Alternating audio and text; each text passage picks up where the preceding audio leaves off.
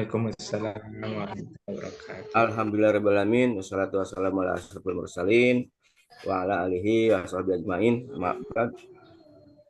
Hadirin Jumiah yang berbahagia, pada pagi hari ini alhamdulillah kita sudah bisa membersamai pada pengajian pagi KBPI yang ke-165, Jumat yang ke-165.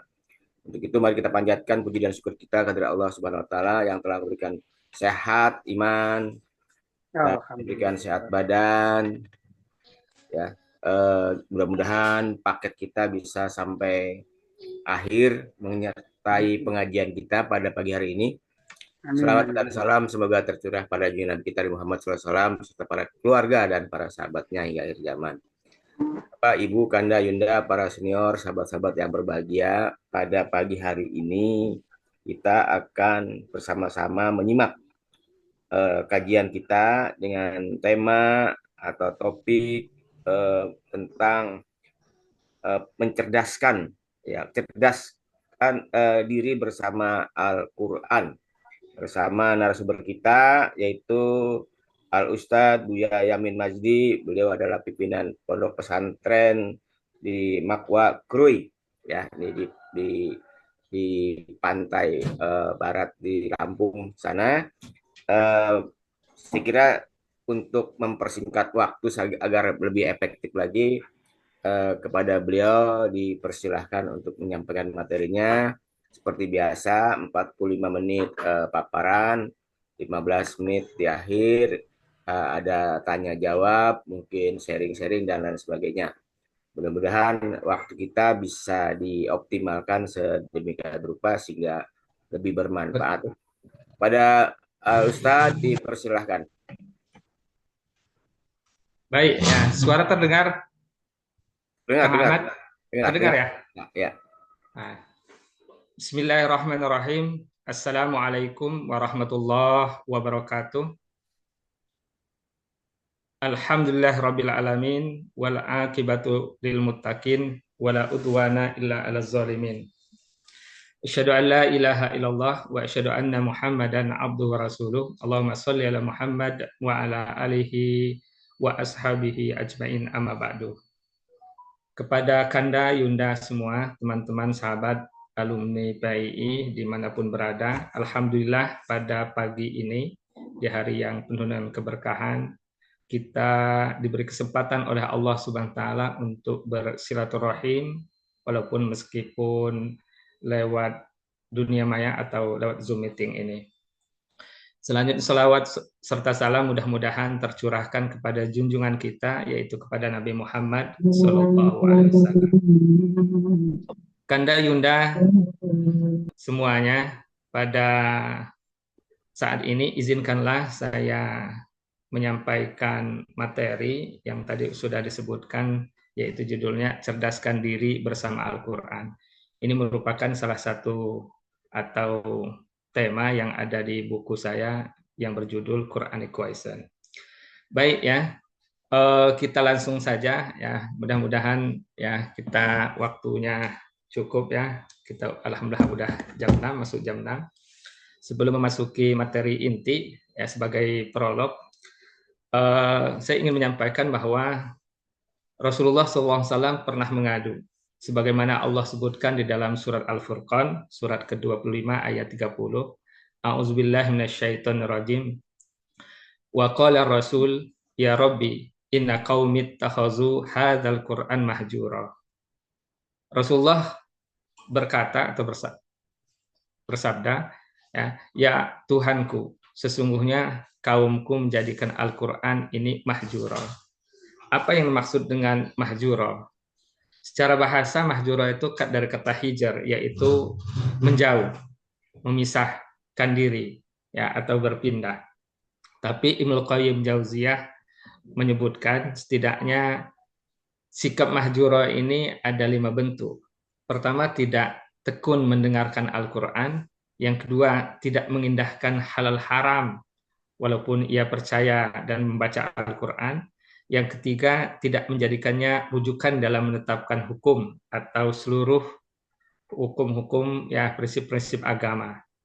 Yang keempat, tidak berupaya memikirkan dan memahami apa yang dikehendaki oleh Allah yang menurunkannya. Dan yang terakhir, tidak menjadikan Al-Quran sebagai obat, terutama obat penyakit hati.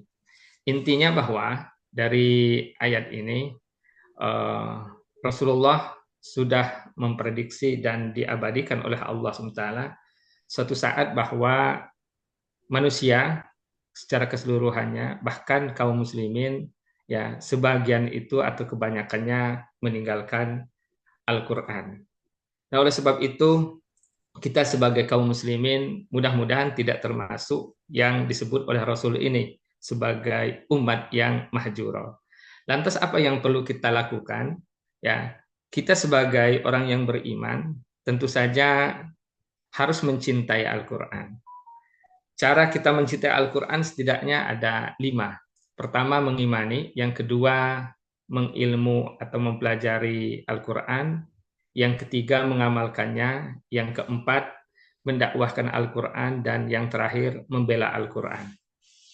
Jadi kita posisi saat ini di posisi beriman, insya Allah kita yakin ya sebagai alumni PII, sebagai muslim kita jelas ya beriman dengan Al-Quran. Tentu iman ini sesuai dengan keinginan Allah dan Rasulnya.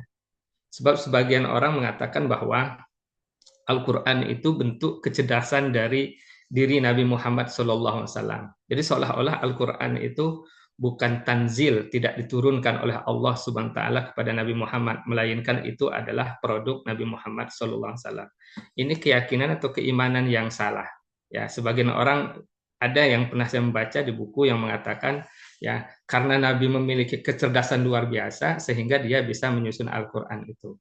Kalau memang betul Al-Quran itu dari Nabi Muhammad SAW, maka ya tidak perlu Nabi Muhammad SAW ketika orang Yahudi bertanya, wahai Muhammad, ceritakan tentang orang-orang yang masuk gua. Ya, lalu Rasulullah mengatakan, Insya Allah besok saya jawab.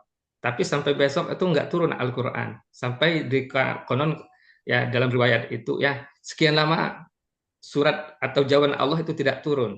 Ya, sehingga orang Yahudi mengatakan Nabi Muhammad itu ya orangnya berbohong gitu.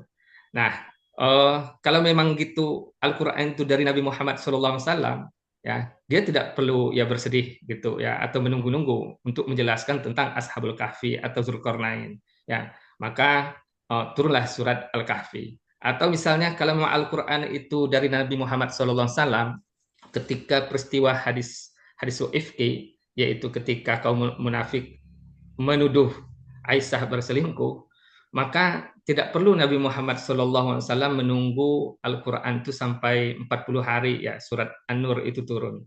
Ini menunjukkan bahwa Al-Quran itu bukan dari Nabi Muhammad SAW, tapi SAW. Itu keimanan kita. Makanya satu-satunya Alkitab yang mendeklar dirinya la raiba fihi, tidak ada keraguan padanya adalah Al-Quran. Nah ini yang pertama belajar Al-Quran. Nah, salah satu bentuk ya kita mengkaji pada hari ini, mudah-mudahan ini sebagai ya wujud dari kita itu mempelajari Al-Quran. Dan berikutnya mengamalkan jelas ya mendakwah dan membela. Baik ya, dalam rangka yang kedua tadi mempelajari Al-Quran ya sesuai dengan tema kita, kita masuk ke surat At-Tin. Nah, di sini Allah berfirman, Auzubillahi minasyaitonirrajim, wattini wazaitun waturi sinin wa hadzal baladil amin. Di ayat ini Allah bersumpah wattin demi ya buah tin dan az-zaitun demi buah zaitun. Ada menyebutkan pohonnya secara keseluruhannya. Waturi sinin dan Bukit Tursida wa hadzal baladil amin dan demi ya negeri yang aman ini. Para mufassir menyebutkan bahwa ya sebagai mengatakan atin wa zaitun itu memang sumpah Allah terhadap buah dan pohon zaitun ya. Tapi sebagian juga menyebutkan bahwa kalau melihat dua ayat berikutnya, Tur ya Tur Sinin di sini atau gunung Sinai ini, wahazal baladil amin dan negeri aman ini adalah menyebutkan Mekah. Tur di Mesir, ya wahazal baladil amin itu di Mekah. Maka di ayat pertama ini Allah bersumpah ya dengan tempat juga, yaitu tempat yang banyak buah-buahan tin dan zaitun, yaitu ya Palestina dan Bukit Judi. Nah, kalau kita lihat bahwa di ayat 1 2 3 ini Allah bersumpah di tempat ya para nabi dan rasul ya yang Allah menurunkan para nabi dan rasul di tempat ini. Yang pertama itu ya Atin, itu di Palestina ada Nabi Ibrahim, ada Nabi Isa. Az-Zaitun itu ya tempat di Bukit Judi itu ya itu ada Nabi Nuh. Wa Turisinin itu Nabi Musa. Wa Hazal Baladil Amin itu ada Nabi Muhammad sallallahu alaihi wasallam. Kalau kita simpulkan ayat 1 2 3 ini, inilah yang disebut dengan ulul azmi. Nuh, Ibrahim, Musa, Isa dan Muhammad. Jadi Allah bersumpah dengan 5 sosok manusia yang luar biasa, memiliki potensi yang ya perlu kita tauladani, yaitu Nabi Nuh, Ibrahim, Musa, Isa dan Nabi Muhammad. Nah, di ayat berikutnya, laqad khalaqnal insana fi ahsani taqwim. Sungguh Allah telah menciptakan manusia dalam potensi sebaik-baiknya potensi. Di Quran terjemah atau terjemah Kemenak atau Depak ya, kita sering membaca fi ahsani taqwim ini sebaik-baiknya bentuk. Tetapi saya sedikit berbeda memahami kalau sebaik-baiknya bentuk mungkin kita akan kalah dengan hewan. Dari segi besarnya tubuh kita, maka kita akan kalah dengan gajah. Dari segi suara mungkin akan kalah dengan ya burung. Dari segi ketajaman mata atau telinga mungkin kita kalah dengan kelelawar. Kalau itu berbentuknya kalau terjemahkan takwim itu adalah bentuk. Maka saya memahami bahwa fi ahsani takwim itu adalah sebaik-baiknya potensi. Jadi Allah seolah mengatakan kami telah menciptakan manusia dengan sebaik-baiknya ya potensi. Nah, potensi kalau kita kembangkan, maka kita akan memiliki derajat seperti ulul azmi di ayat 1, 2, dan 3 tadi. Tetapi sebaliknya, kalau potensi ini ya kita biarkan, kita jauhi ya dari keinginan Allah Subhanahu wa taala, maka kebalikannya, summa radatnahu asfala safilin, maka kita akan ya diletakkan di derajat yang paling rendahnya atau serendah-rendahnya ya derajat. Nah, bagaimana supaya derajat kita ini tinggi di hadapan Allah Subhanahu wa taala seperti ulul azmi tadi? Maka kita ya di ayat berikutnya ilal ladzina amanu wa amilus solihat, bahwa orang yang memiliki potensi itu akan berkembang atau dia akan tumbuh kalau dia beriman, beramal soleh. Bukan hanya mereka itu memiliki derajat yang tinggi, kata Allah, falahum ajrun ghairu mamnun. Mereka juga akan mendapatkan pahala yang tidak terputus-putus. Fama yukadzibuka ba'du biddin. Maka kata Allah, mengapa kalian itu ya mengingkari ya atau mendustakan agama? Alaihissallahu bi ahkamil hakimin. Bukankah Allah itulah hakim sebaik-baiknya hakim? Inti dari ayat ini ya kita berbicara sesuai dengan tema kita. Allah sedang membicarakan potensi dan dari potensi ini kalau kita kembangkan lahirlah kompetensi atau yang disebut dengan kecerdasan. Nah, insya Allah akan kita bahas berikut tentang kecerdasan itu. Sebelum kita ya membicarakan tentang kecerdasan, ya kita harus memahami dulu tentang diri kita.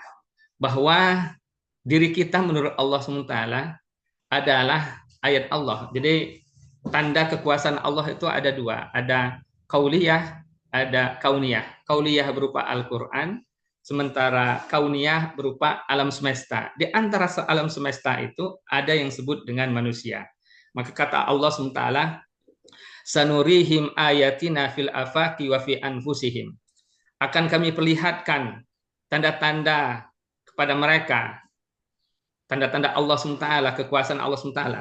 Di mana? Fil afaq, yaitu di alam semesta.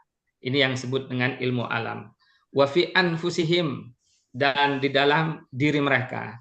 Ini yang kita sebut dengan kalau dulu IPS atau humaniora, ya tentang objeknya manusia.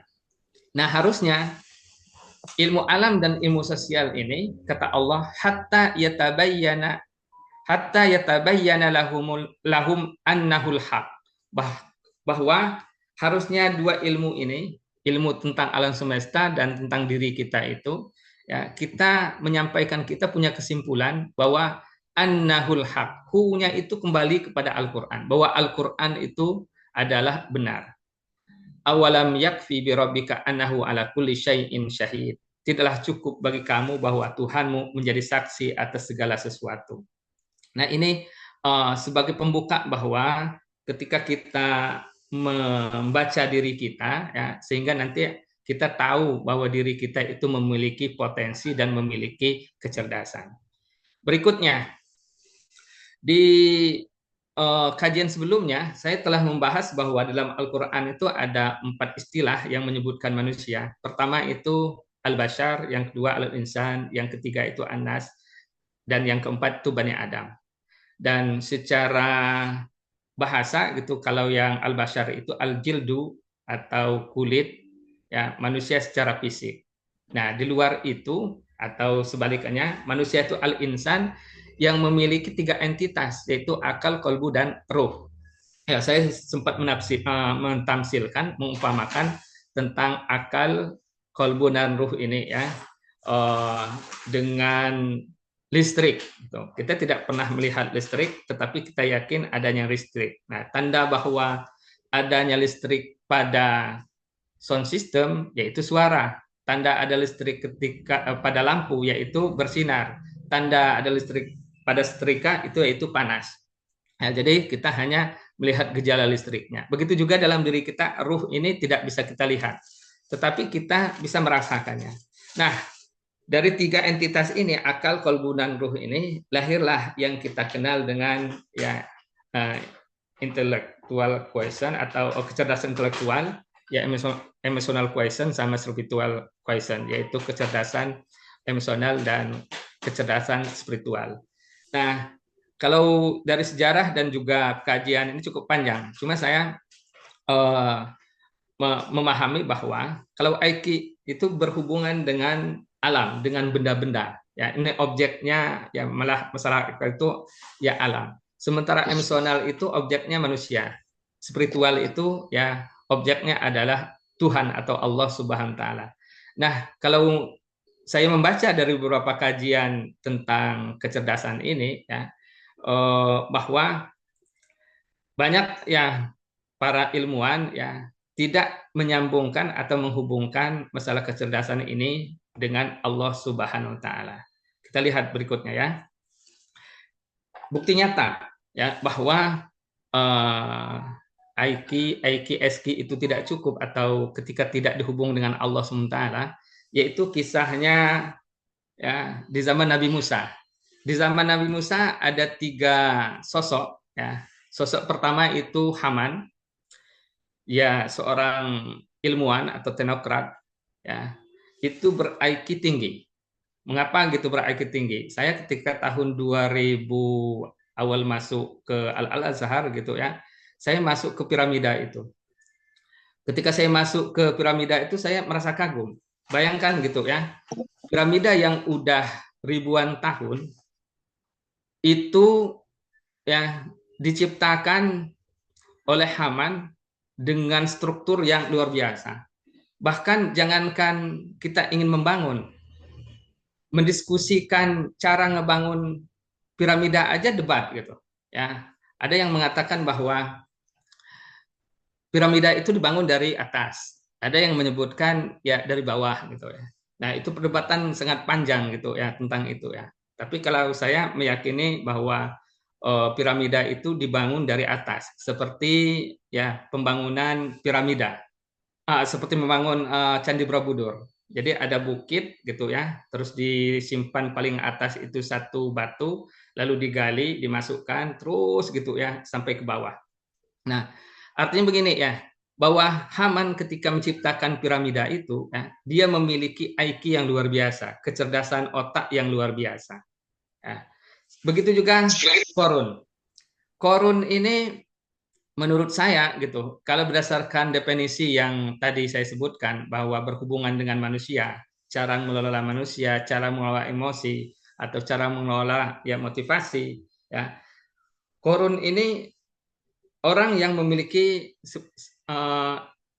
emotional question yang luar biasa. Ini salah tulis ya, ya harusnya Eki. itu Korun itu memiliki harta yang kata Rasulullah SAW, seandainya 7 unta ya membawa anak kunci ya gudangnya Korun ini itu ya tidak cukup 7 unta. Jadi saking banyaknya kunci itu berarti gemboknya banyak. Kalau gemboknya banyak, gudangnya banyak. Kalau gudangnya banyak, berarti karyawannya banyak.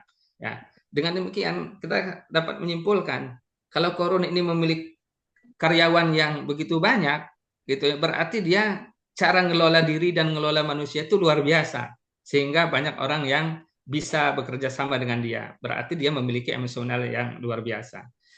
Sementara itu Fir'aun, ya, kita lihat Fir'aun itu kalau tadi di definisi orang Barat bahwa spiritual question itu ya adanya Tuhan gitu, ya bahwa ada penelitian ketika disimpan alat di otak itu ya ada titik God spot itu ya bahwa katanya ada titik Tuhan itu ya.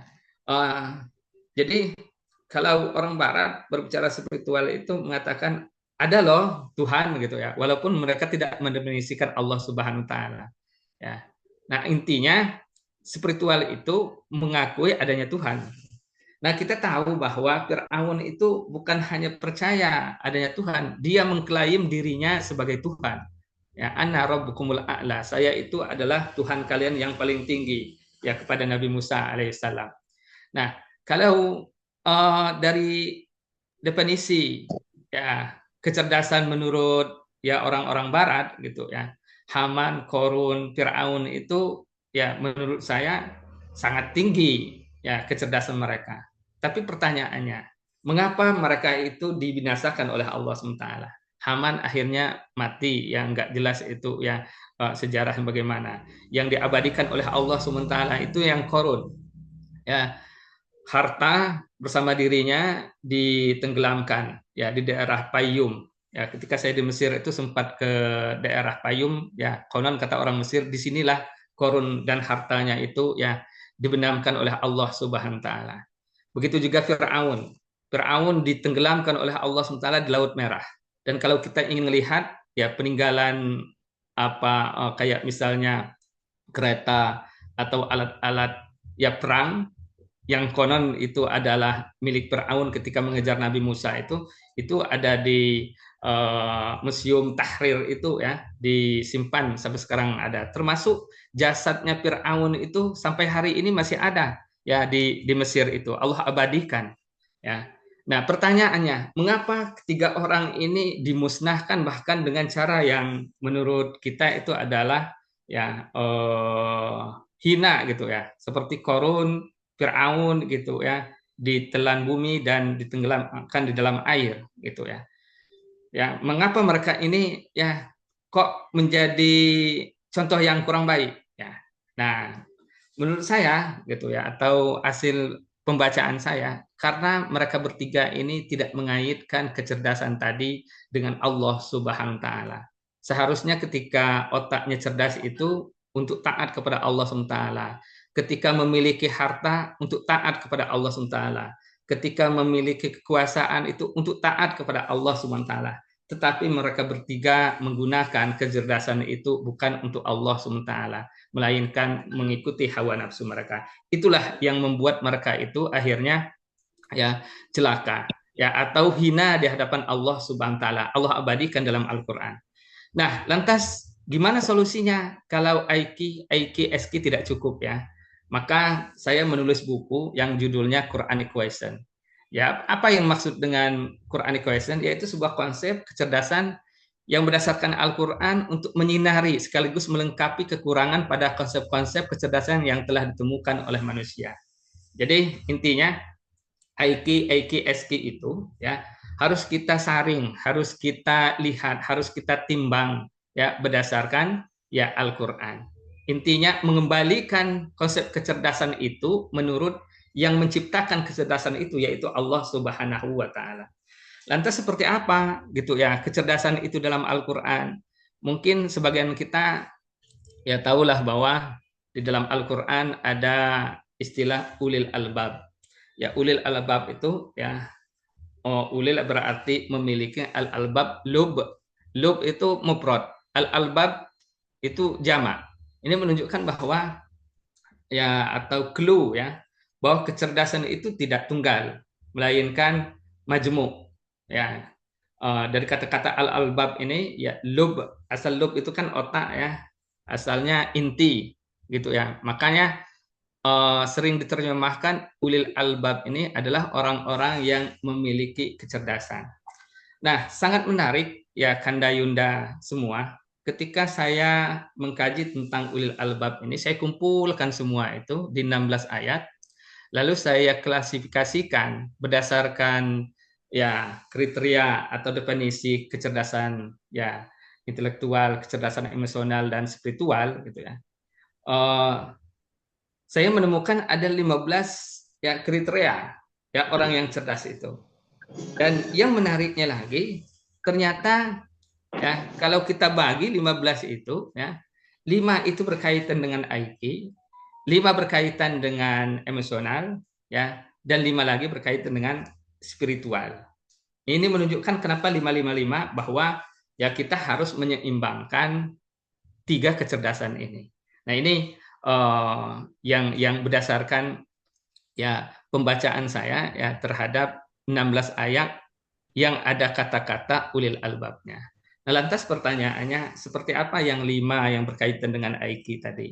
Ya, nah ini kecerdasan intelektual bisa kita telusuri, baca di ayat, terlalu panjang kalau saya jelas satu persatu, tapi intinya satu, bahwa orang yang memiliki IQ di dalam Al-Quran itu, ya ciri atau kriteria pertama adalah menyimak perkataan dan mengikuti yang baik-baik saja. Itu dalam surat Az-Zumar ayat ke-18. Yang kedua, mengetahui dan membedakan antara yang benar dengan yang salah. Surat Ar-Ra'd. Terus yang ketiga, memiliki ilmu yang mendalam. Yang keempat, mendapatkan hikmah dari Allah Subhanahu wa taala. Dan yang kelima, ya senantiasa memikirkan ciptaan Allah Subhanahu wa taala. Surat Az-Zumar. Kemarin surat Az-Zumar. Nah, ini ya berkaitan dengan akal, berkaitan dengan otak, atau tadi objeknya yaitu ya alam semesta. Berikutnya ya 5 lagi, atau kecerdasan emosional IQ ini ya. Ini disebutkan di dalam surat Ar-Ra'd juga gitu. Yang pertama itu memenuhi janji dan tidak merusaknya. Dan yang kedua, silaturahim sesuai dengan perintah Allah SWT. Yang ketiga, takut kepada Allah, azab dan hisab yang buruk. Terus yang keempat tuh sabar karena mencari doa Allah SWT. Yang kelima, gemar mendermakan harta. Nah, ini ya ciri-ciri ya ada beririsan atau sesuai dengan yang dipaparkan oleh Goleman itu tentang kecerdasan ya emosional ini ya. Ini berhubungan sesama manusia. Ya, janji berhubung dengan manusia, silaturahim berhubung dengan manusia. Terus ya seseorang itu Ain, baik ya, ayo bahkan TV cuman. berbuat baik dengan orang lain itu ya di antara yang memotivasinya Jelasan karena pakai takut yang kepada kotor Allah, lah. azab, hisab dan Kemarin kan lain pulang sekolah sebagainya. kan kerja apa kong? Nah, Aing ini kerja apa kemarin? yang apa berhubung dengan emotional question. Dan terakhir ya tentang spiritual. Ya, kecerdasan spiritual yaitu ya kecerdasan berhubungan dengan Tuhan atau dengan Allah Subhanahu wa taala. Ternyata dalam Al-Qur'an itu ada 5 juga itu disebutkan ciri-cirinya. Yang pertama itu beriman dan bertakwa, surah Al-Baqarah. Yang kedua ya banyak berzikir kepada Allah Subhanahu wa taala di mana dan kapanpun. Yang ketiga itu senantiasa berdoa dan mengharap rahmat Allah SWT. Yang keempat, berpegang teguh dengan Al-Quran. Dan yang kelima, mendirikan sholat dan banyak beribadah pada waktu malam. Nah, dari penjelasan saya tadi, Kanda Yunda semua, ya, bahwa ya tentang kecerdasan itu Al-Quran jauh hari sebelumnya udah berbicara gitu. Tinggal kita itu memang ya memahami dan mengamalkannya. Nah, oleh sebab itu mungkin di penghujung presentasi ini ya, karena ini ya udah 25 menit ya. Di dalam buku saya Quranic Question itu ya secara panjang lebar saya mendiskusikan ya bahwa ya seharusnya kaum muslimin ini memang ya saya lihat ketika ada konsep baru gitu di barat itu ya ada yang menelan secara utuh gitu ya tanpa ada penyaringan, ada sebaliknya menolak ya tanpa juga ya apa mengkaji yang dahulu ya. Tapi sikap kita sebagai kaum muslimin ya berusaha ya secara itu tengah-tengah gitu ya. Tetap kita mempelajari tentang kecerdasan itu, tapi tidak semua konsep-konsep kecerdasan itu ya kita telan mentah-mentah ya. Seperti misalnya konsep tentang spiritual gitu ya, tentang ketuhanan. Kadang-kadang itu ya tidak dikaitkan dengan Allah Subhanahu wa taala. Sehingga ada juga yang orang yang sering mengatakan ya yang penting spiritual saja, tidak perlu kita ya beragama itu. Saya kira itu ya bertentangan dengan keinginan Allah di dalam Al-Qur'an yang membicarakan tentang kecerdasan ini. Itu sebagai pengantar Kanda Yunda ya, mudah-mudahan nanti diskusinya akan lebih banyak gitu ya. Ini secara singkat saja saya menyampaikan bahwa ya ketika kita ingin mencerdaskan diri gitu ya, ternyata Al-Qur'an memberikan solusi atau menawarkan ya, ada loh ya di dalam Al-Qur'an tentang konsep kecerdasan itu. Ya. Demikian ya presentasi saya ya 30 menit ya, biar kita 30 menit lagi ya lebih banyak untuk ya berdiskusi atau mungkin ada yang menambahkan ya tentang tema ini. Demikian Kang Ahmad. Baik, Ustaz, alhamdulillah kita sudah mendapatkan satu pencerahan hal yang luar biasa bahwa Al-Qur'an sebagai hudalinas juga sebagai sumber motivasi dan inspirasi untuk pengembangan ilmu pengetahuan dan teknologi yang akan datang. Maka dari itu kita harus mendalami, mengkaji apa yang ada dalam Al-Quran serta menjadikan komparasi kepada apa yang muncul belakangan.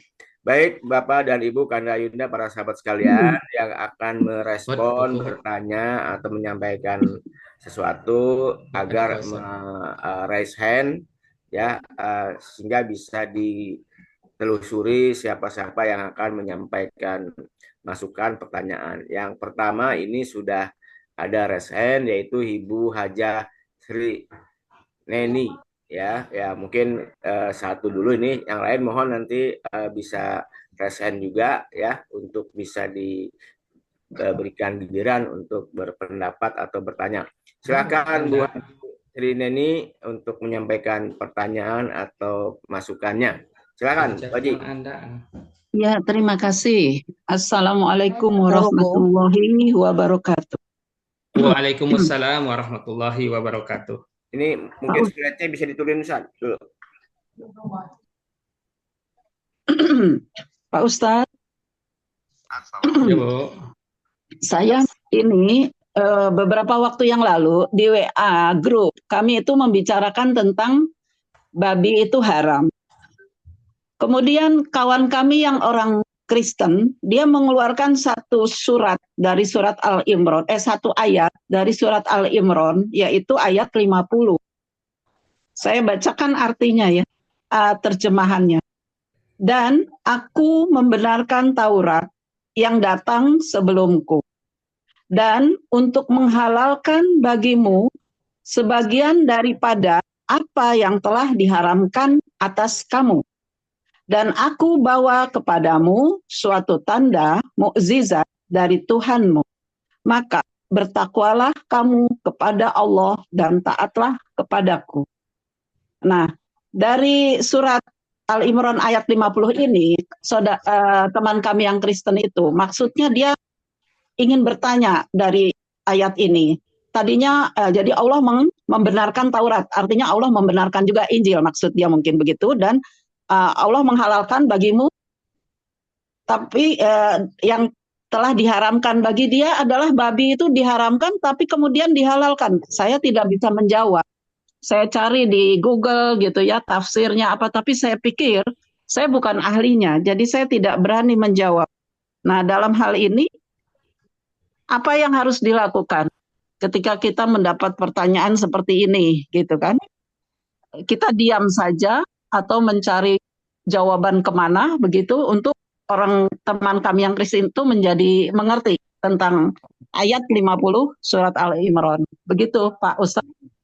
Baik, Jadi maksud dia babi itu tadinya diharamkan tapi dihalalkan, itu maksud dia mungkin begitu. Padahal kita tetap mengharamkan. Jadi dia tidak mengerti. Kita juga baik Bu Haji sudah begitu. Terima kasih kita ya. Pak Ustadz. Ya. Ya, saya Ya. kira ini pertanyaan yang juga sudah pernah dijawab oleh Koh Donlitan dan Merham Ali pada pertemuan-pertemuan yang lalu ya. Soal babi itu adalah mungkin terjemahan yang disalahpahami oleh penerjemah LAI itu, Bu. Ya. Sekarang sudah tidak lagi babi hutan, babi aja. Ya, silakan Ustaz direspon. Baik ya, ini di luar tema kita ya. Bahwa Al-Quran itu ya di antara fungsinya musaddiqol lima baina yadai, bahwa membenarkan kitab-kitab yang sebelumnya ya. Nah, yang jadi pertanyaannya ya, apakah Taurat atau Injil zaman sekarang ini yang dibenarkan oleh Al-Quran itu ya. Maka yang saya pahami ya Ibu ya, yang saya dapatkan bahwa yang dibenarkan oleh Al-Quran itu ya beberapa yang memang, jadi contoh gini ya, bahwa Allah menurunkan 4 kitab. Pertama Taurat, Zabur, Injil, dan Al-Quran. Nah, Taurat kepada Nabi Musa, Zabur kepada Nabi Daud, Injil kepada Nabi Isa, dan yang Al-Quran itu kepada Nabi Muhammad SAW. Nah, yang dibenarkan itu contoh misal tentang tauhid, ya, tentang keesaan Allah Subhanahu wa taala. Sejak zaman Nabi Musa sampai zaman Nabi Muhammad itu tidak ada perubahan ya tentang tauhid itu ya. Nah, yang ada perbedaan-perbedaan itu mungkin di syariatnya. Syariat di zaman Nabi Musa, sholatnya berbeda dengan syariat di zaman Nabi ya Muhammad Shallallahu Alaihi Wasallam. Ya. Nah, makanya kalau kita membenarkan Taurat atau Injil sekarang ini bukan ya Taurat dan Injil dalam konteks zaman sekarang, sebab udah mendapatkan perubahan baik penambahan atau pengurangan, dan kita hanya cukup meyakini saja. Nah, pertanyaan tadi ya, apakah gitu ya surat Ali Imran ayat 50 itu berkaitan dengan babi? Ya, seingat saya, pemahaman saya itu bukan berkaitan dengan ya babi gitu. Seolah-olah Al-Qur'an menganulir, menasah gitu ya, hukum babi dari tadinya haram menjadi halal. Jadi memang cara pembacaan dari orang non-muslim tadi ya berbeda yang diinginkan oleh Allah, bahwa musaddiqal lima baina yaday minat Taurat wa li uhilla lakum ba'dallazi hurrima alaikum, itu ya bukan berkaitan dengan ya masalah babi itu. Itu yang saya pahami Ibu ya. Mudah-mudahan kita lebih dalam lagi ya mencari tafsir dari surat Ali Imran ayat 50 ini. Baik, makasih Ustaz. Bu, mungkin sedikit sharing sambil nunggu yang lain bertanya ini ya soal babi Ustaz, tadi. layar bisa turunkan dulu Ustaz, layarnya. Ya, slide-nya Ustaz diturunkan dulu biar bisa full. Iya, biar bisa foto-foto saya. Ya, jadi gini Ibu, soal babi ya itu kan sebetulnya terjemahan yang ditambahkan babi hutan ya.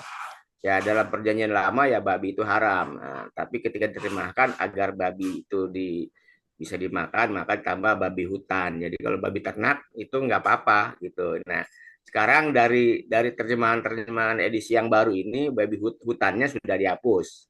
Ya coba Ibu cari Bible yang edisi yang terbaru dari LAI ya. Itu sudah tidak ada lagi yang hutannya. Jadi babi menjadi haram lagi. Saya kira silahkan yang lain yang mungkin ada yang akan menyampaikan pendapat ya. Saya Untuk Kang. ya silahkan Kang Kustiwa. Ya, Ya, makasih. Bang. Assalamualaikum warahmatullahi wabarakatuh. Warahmatullahi Maaf wabarakatuh. nih, ininya nggak muncul videonya. Berkenaan Apa-apa dengan yang penting suaranya Kang. pernyataan Keras? Cukup, ya, Ya, kedengaran. Cukup. berkenaan dengan pernyataan Fir'aun yang menyatakan dirinya ana rabbukul a'la. Apakah kekafiran Fir'aun itu adalah karena pernyataan ana rabbukumul a'la atau memang karena memang nasib aja Fir'aun itu jadi ditenggelamkan, karena memang kalau dari perjalanannya sebenarnya saya melihat Fir'aun itu sangat amat melindungi Nabi Musa gitu ya. Dari mulai kecil sampai dewasa. Apakah karena dinyatakan bahwa Fir'aun itu menentang Allah itu karena ana rabbukumul a'la atau bukan? Karena itu kalau pendapat saya eh, pernyataan itu pernyataan ana rabbukumul a'la itu akan terjadi setiap para penguasa, karena ya dirinya adalah Rob gitu. Seperti hanya saya juga dinyatakan Rob oleh anak-anak saya gitu, atau orang tua saya juga dinyatakan Rob gitu. Seperti doa Rabbi firli wali walidaya kama robbayani gitu. Apakah pernyataan ana rabbukumul a'la disampaikan oleh Firaun itu yang menjadikan dia itu menjadi menjadi apa ya, orang yang yang ingkar gitu, atau karena memang apa gitu ya? Itu Kang Uda. Makasih. Assalamualaikum warahmatullahi wabarakatuh. Ya, terima kasih Kang Kustiwa atas pertanyaannya. Mungkin ini ditambahkan juga nih saat belakangan ini kalangan Kristen itu Murabi itu dianggap Tuhan. Ya, Rasulullah kan dijuluki sebagai Murabi. Nah, Rob itu dianggap Tuhan. Murabi itu ya, jadi sehingga ada pendapat dari kalangan Kristen bahwa Tuhan Muhammad gitu. Muhammad itu jadi Tuhan karena istilah Murabi itu. Silakan Ustaz. Baik ya, berkaitan dengan pertanyaan Kang Kus tadi ya, bahwa apakah kafirnya Fir'aun itu karena perkataan itu atau memang dia memang memiliki sikap kafir. Kalau membaca Al-Quran, Kang Kus ya, kita lihat bahwa dari awal kan Nabi Musa lahir di zaman Fir'aun itu, ya, waktu kecil dihanyutkan oleh ibunya, lalu ditemui oleh permaisuri, akhirnya diasuh oleh ya permaisuri, hiduplah dia di kerajaan, diasuh oleh Fir'aun. Nah, tapi diasuhnya itu ketika sampai ya remaja itu, setelah Musa itu yang menempeleng ya orang Bani Israel dengan orang Mesir berantem gitu ya, Nabi Musa membela Bani Israel itu sehingga orang Mesir itu menjadi korban. Nah, sampai yang keesoknya minta bantu lagi Bani Israel, ternyata Nabi Musa nggak mau gitu kan ngebela. Akhirnya orang ini gitu ya, yang tadinya minta bantuan itu mengadukan kepada Firaun ya. Nah, Nabi Musa ini kaburlah ke Madian. Ya, di Madian ini dia ketemu dengan Nabi Syuaib, lalu ya dia dinikahkan kepada kedua putrinya ya. Nah, di Nabi Syuaib itu kan perjanjiannya dia menikah anaknya, lalu dengan konsekuensi ya 10 tahun dia membantu Nabi Syuaib. Nah, setelah 10 tahun dia mengabdi bersama Nabi Syuaib ini, ya dia pulang ke ya Mesir. Nah, dalam perjalanan pulang ini, gitu ya, Nabi Musa itu melihat cahaya di ya, Bukit Tursina. Ya, di sanalah dia pertama diangkat menjadi nabi atau dia mendapatkan wahyu. Nah, di antara ya perintah Allah SWT kepada Nabi Musa itu adalah mendakwahi ya bapak angkatnya. Nah, ini berat bagi Nabi Musa. Berat pertama itu dia DPO, ya, udah dicari-cari oleh Firaun gitu karena dia memiliki jejak kriminal yaitu membunuh. Yang kedua, ya, berat mendakwahi siapa Firaun itu ya karena dia bapak angkatnya. Kalau bahasa kita itu ya kalau orang tuanya atau Firaun itu ya mau ngebalikan ke Nabi Musa gitu ya.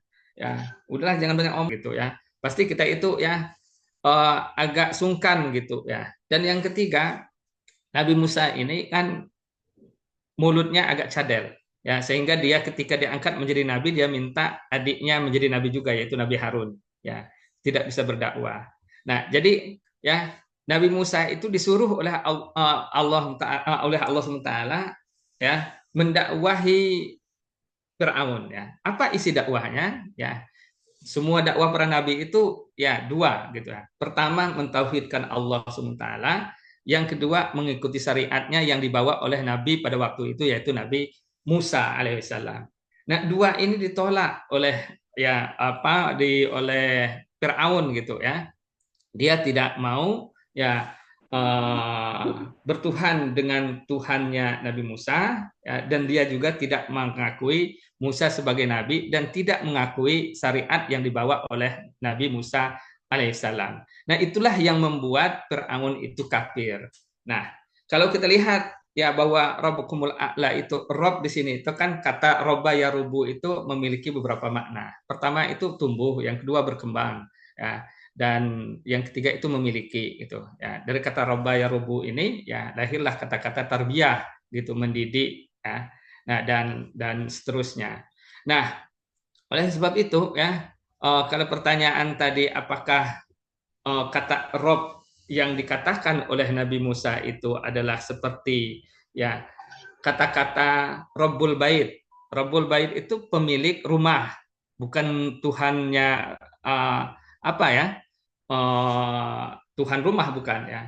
Nah, pemilik gitu. Seperti misal tadi ya yang telah mendidik saya waktu kecil gitu ya.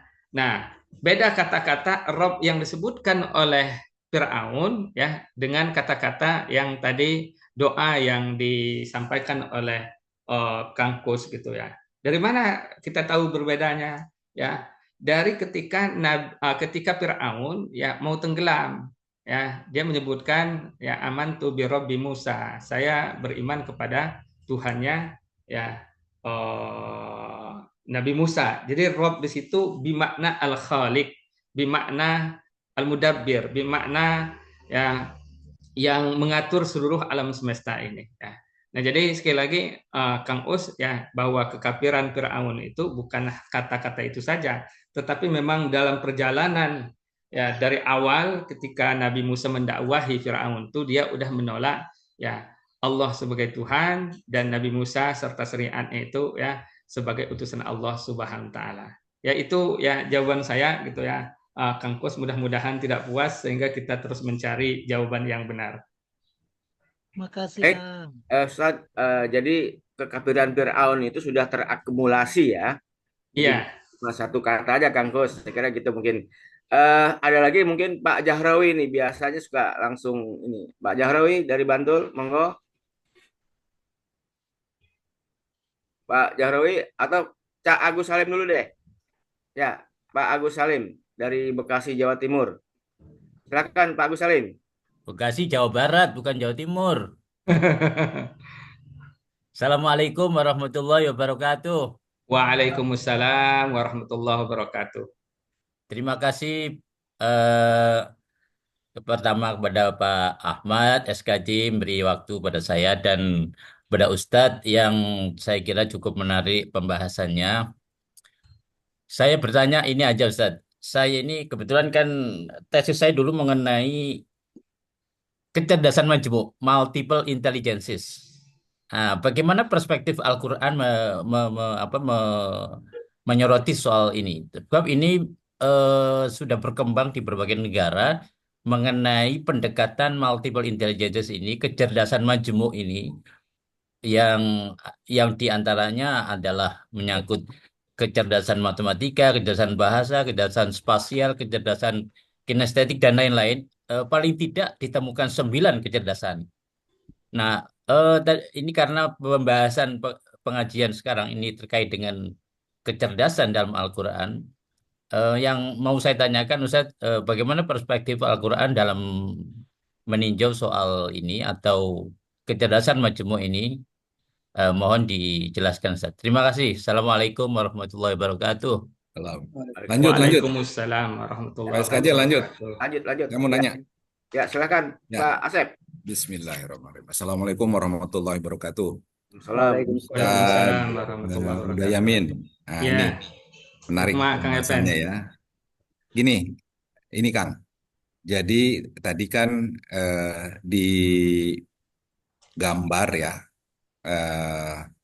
di segitiga tadi itu, eh, Quranic question itu di tengah-tengah. Di atasnya ada IQ, kemudian SQ dan EQ ya. Konsep IQ, SQ dan EQ, setahu saya memang dia sudah ajeg ya. Ajeg tuh dia bisa dijadikan instrumen untuk mengukur. Misalnya bagaimana tes IQ, kemudian ada angkanya ya, ada indeks gitu. EQ atau SQ saya nggak paham, tapi mungkin sudah karena ada rilis tadi yang disebutin buku apa namanya, yang spiritual question itu ya. Nah, apakah bukunya Ustadz tentang QQ itu sudah memformulasi menjadi sebuah instrumen yang siapapun Muslim atau non-Muslim bisa mengukur dirinya, level QQ-nya. Nah, apakah sudah sampai ke situkah pembahasan buku? Kalau prinsip-prinsip tadi sih oke ya, ruang lingkup gitu. Tapi dalam bentuk dalam ilmu tuh semacam instrumen lah ya, instrumen untuk menguji siapapun gitu ya. Siapapun, oh levelnya gini gitu. Terus ini apa sudah sampai ke situ atau bagaimana penjelasannya? Makasih. Tadi ya sekalian mungkin nyambung dengan yang tadi sampaikan Pak Ustadz Cak Agus ya. Oke, Baik ya, langsung dijawab. langsung, Ya. Ustaz. Terima Dua kasih Kang sekaligus, Ahmad. nggak apa-apa. Pertama Ya. tentang multiple intelligence atau kecerdasan majemuk tadi ya. Tadi udah saya katakan bahwa Al-Quran sendiri menyebutkan tentang al-albab itu dalam bentuk majemuk, bentuk jamak gitu ya. Tidak kata lub gitu, tapi dia albab. Dalam Al-Quran kalau kita nyari gitu ya, sama sekali Allah tidak pernah mengatakan kata lub ya dalam bentuk mufrad.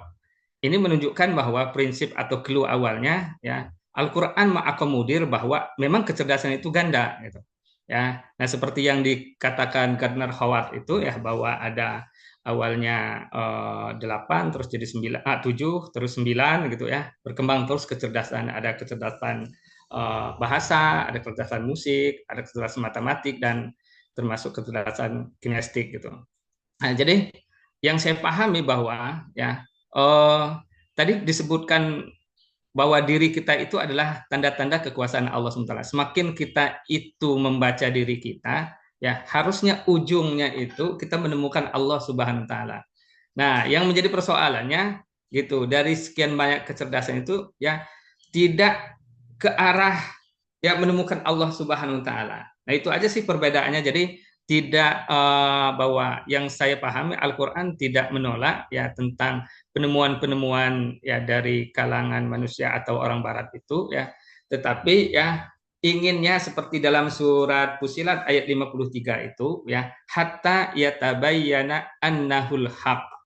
Jadi harusnya kajian-kajian kita tentang kecerdasan itu ya ujungnya muaranya ya kita menemukan bahwa Al-Quran itu benar, bahwa Allah itu benar. Itu dalam surat tadi Fussilat ayat 53. Nah, berkaitan dengan pertanyaan dari Kang Epen tadi, ya, ini memang instrumen itu belum, ya. Saya nulis buku itu ketika ya lagi kuliah 2007, berarti udah 17 tahun yang lalu, ya. Nah, di dalam buku ini saya sebutkan juga bahwa yang menjadi PR bagi ya kalangan kaum muslimin atau ilmuwan muslim ya adalah merumuskan instrumen itu ya. Nah, jadi memang belum ada penelitian gitu seperti apa. Yang saya nyebutkan ada 5 kriteria IQ menurut Al-Quran, 5 kriteria ya IQ terus ya SQ tadi gitu ya. Itu ya belum ada bahan atau hasil penelitian ya. Nah, tapi banyak juga yang ketika saya menulis ini ya saya belum membaca secara keseluruhan menulis hal yang sama tentang Quran question itu ya. Lagi-lagi itu ya juga kita kekurangan masalah instrumennya ya. Nah, jadi memang belum ya Kang Epen tadinya setelah nulis buku ini akan lahir lagi buku yang ada instrumennya itu ya. Tapi ya udah 17 tahun ini malah nulis buku yang lain gitu ya. Jadi itu adalah PR Kang Epen ya bagi kaum muslimin. Ya saya terinspirasi kata Muhammad Iqbal gitu ya. Dia katakan tugas seorang ilmuwan itu pertama dia merunut sejarah ya Islam dari awal sampai dia hidup. Nah, lalu dia memproyeksikan ya ke depan dan dia merumuskan untuk menjawab masalah-masalah kekinian. Dan ini mungkin ya menjadi PR dari KBPI ya. Bisa nggak gitu ya melahirkan instrumen Quranic Question itu sehingga bisa dipakai dimanfaatkan oleh manusia bukan hanya seorang muslim. Oke. Oke. Jadi gitu. Oke, baik. Ada juga yang raise hand masih Pak Jahrowi ya. Terus juga di chat ini ada juga pertanyaan dan usul ya. Yang pertanyaan itu bagaimana merumuskan kurikulum di pesantren, di sekolah dasar dan menengah yang dipadukan antara pesantren dan apa namanya dengan teknologi ya. Itu yang di chat kurang lebih seperti itu isinya. Juga ada usul ya, nanti mungkin bisa disampaikan usul-usulnya oleh pengurus pusat ke Menteri Dasar dan Menengah Pak Muti. Silakan Pak Jahrowi dari Bantul ini selalu setia dengan pengajian pagi kita. Silakan Pak Jahrowi. Assalamualaikum warahmatullahi wabarakatuh. Waalaikumsalam. Waalaikumsalam warahmatullahi wabarakatuh. Terima kasih Kang Moderator dan yang terhormat narasumber. Semoga Allah menganugerahkan pada kita selalu yang sudah tua bisa awet tua, sehat dan manfaat bagi hayat. Begitu. Selanjutnya saya ingin sampaikan bisa jadi pertanyaan mengingat Al-Fatihah Ummul Kitab ini kan menjadi rukun dalam sholat. Bagaimana dengan Ummul Kitab itu kita menginternalisasi, implementatif faktualkan dalam hidup kehidupan sebagai ruh sistem pendidikan ilahiyah yang rahmatan lil alamin dan solutif.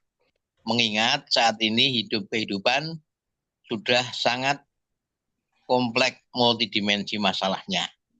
Harapannya kita betul-betul bisa internalisasi implementatif surat Al-Fatihah dalam hidup kehidupan. Semoga dengan Al-Fatihah ini kita bersama mendapat solusi dan kecerdasan. Karena ada ayat ihdinas siratal mustaqim dan seterusnya. Monggo Ustadz untuk berkenan memberikan uraian lebih detail sehingga orang yang sholat tidak termasuk fawailul lil musholin. Mengingat saat ini banyak orang yang terindikasi fawailul lil musholin. Moga-moga yang saya aturkan ini menjadi warning dari Allah pada kita semua sehingga bukan sholat-sholatan tapi sholat yang benar. Terima kasih, mohon maaf dari Bantul, Yogyakarta. Assalamualaikum warahmatullahi wabarakatuh. Waalaikumsalam warahmatullahi wabarakatuh. Ya. Langsung dijawab nih Kang Ahmad. Langsung. Ya, baik. Dari ini Ibu Oki ya, berkaitan dengan kurikulum ya. Saya kira dengan adanya undang-undang pesantren, terus ada Dewan Masyayikh, itu memang udah dibahas bagaimana kita itu ya melahirkan kurikulum yang integral dan juga ya mencakup secara keseluruhannya gitu ya. Dan ini mungkin jadi PR bagi kita semua ya. Nah, saya kira itu kebijakan setiap lembaga ya memiliki tim sendiri untuk mengkombinasikan antara ilmu ya modern dengan ilmu klasik ya. Terus ini juga tentang ya mumpung Menteri Pendidikan Dasar Menengah dari Muhammadiyah ya, agar anak cucu kita memahami ayat Al-Qur'an, mohon KBPI dan pihak yang lain mengusulkan kepada ya Dikdasmen ini untuk masukkan bahasa Arab ya. Saya kira memang udah ini ya dan seterusnya itu untuk KB. Ya berkait dari Kang Sarawi ya tadi ya Kanda gitu ya, di dalam buku saya gitu ya di paling ujung gitu saya itu yang membahas tentang 7 prinsip menggali melejitkan potensi diri dengan Quranic Question ya. Saya terinspirasi dari surat Al-Fatihah. Contoh Bismillahirrahmanirrahim, saya prinsip yang pertama awali dengan basmalah. Jadi dalam kehidupan kita itu harus diawali dengan Bismillahirrahmanirrahim. Terus prinsip yang kedua yaitu Alhamdulillahirabbil alamin. Terimalah diri apa adanya. Ya, jadi kita itu harus menerima tentang diri kita. Ada citra diri, ada harga diri, ada diri yang ideal. Ya, nah ini saya bahas gitu. Kita harus menerima diri kita sebagai apa di hadapan Allah Subhanahu Wa Taala. Ya, maka kita akan berkembang. Terus ya kita Ar-Rahman Ar-Rahim gitu ya. Prinsip yang ketiga itu ya memberikan yang terbaik kepada diri kita dan kepada orang lain. Ya, itu dari Al-Fatihah juga. Nah, terus Maliki Yaumiddin ya terinspirasi ya bagi saya itu melahirkan prinsip lihatlah impian. Ya, jadi impian yang dibangun oleh Allah kepada kaum muslimin itu bukan hanya mimpi ya kayak kita Indonesia emas gitu 2045, tapi selalu yang dibangun mimpi itu adalah ya di Maliki Yaumiddin ad-din, hari al-jaza, yaumul jaza, hari pembalasan. Ya, kalau kita memang sudah visioner sampai ke akhirat kita itu ya, maka sangat mudah kita itu memiliki visi-visi ya tentang duniawi. Ya, jadi itu dari Maliki Yaumiddin. Terus iyyaka na'budu wa iyyaka nasta'in ya. Nah, ini berbicara tentang na'budu dengan ya nasta'in. Nah, di sini lahirlah prinsip tentang temukan potensi dan peluang diri. Jadi kita menganalisis diri kita mana itu ya potensi ya dan peluang diri kita. Terus ihdinas siratal mustaqim. Bagaimana kita itu meraih mimpi itu ya? Itu ada caranya, ada strateginya ya. Kalau tujuan ya tanpa strategi kan ya nggak akan tercapai gitu ya. Nah, lalu berikutnya ya siratal ladzina an'amta alaihim ghairil maghdubi alaihim waladdallin. Itu ya prinsip yang ketujuh ya. Kita harus belajar dari pengalaman orang gitu. An'amta berarti orang yang sukses, orang yang meraih kemenangan gitu. Sementara al-maghdub dan ad-dallin itu adalah orang yang gagal, yang mereka itu dimarahi oleh Allah dan juga ya disesatkan oleh Allah SWT. Nah, jadi di buku ini ya memang buku how to, buku pengembangan gitu, sampai hal-hal detail apa yang harus dilakukan gitu ya. Nah, ini saya tulis di buku ini ya, karena memang ketika saya nulis buku itu ya ketika lagi booming-boomingnya tentang kecerdasan dan lagi booming-boomingnya ya buku tentang pengembangan diri ya. Jadi saya sepakat bahwa surat Al-Fatihah itu menjadi inti ya di dalam kita itu menjalani kehidupan ini. Ya, demikian ya Kang Ahmad SKJ.